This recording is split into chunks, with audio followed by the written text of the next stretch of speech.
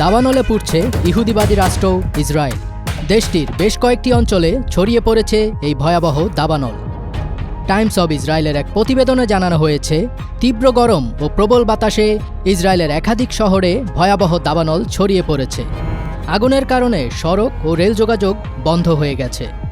বেত শেমেশ শহরের ঝোপঝাড়ে আগুন লেগে তা মোশাব তারুম সহ আশেপাশের এলাকায় ছড়িয়ে পড়েছে। পরিস্থিতি নিয়ন্ত্রণে আনতে হিমশিম খাচ্ছে দমকল বাহিনী। জরুরি অবস্থায় স্থানীয় বাসিন্দাদের সরিয়ে নেওয়া হয়েছে। অনেকে গাড়ি ফেলে পায়ে হেঁটে শহর ছাড়তে বাধ্য হয়েছেন। বিমানের সহায়তায় আগুন নিয়ন্ত্রণে আনার চেষ্টা চলছে। দমকলের 7 কর্মী সহ অন্তত 9 জন আহত হয়েছেন বলে জানিয়েছে ফায়ার অ্যান্ড রেস্কিউ কর্তৃপক্ষ।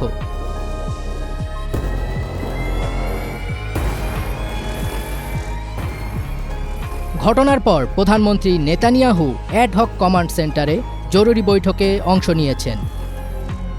সোশ্যাল মিডিয়ায় ছড়িয়ে পড়া ভিডিওতে দেখা গেছে রেহভোটের মহাসড়কে হাঁটছেন ধোঁয়ায় আচ্ছন্ন মানুষজন। এদিকে এই দাবানলের খবরে খুশিও হয়েছেন কেউ কেউ।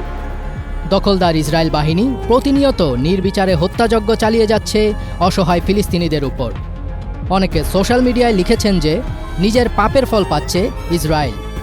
গাজায় নির্মমভাবে ইসরায়েলি বোমার আঘাতে নিহত শিশুদের আর্তনাদ পৌঁছে গেছে মহান রবের কাছে, আর তাই এমন প্রতিশোধ নিচ্ছে প্রকৃতি।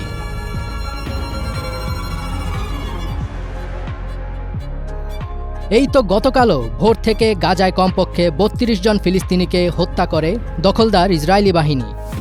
গাজায় একটি স্কুলে বোমা হামলা করেছে তারা, যেখানে আগুন লেগে নিহত হয়েছে শিশুসহ কমপক্ষে 10 জন নিরীহ ফিলিস্তিনি বেসামরিক নাগরিক।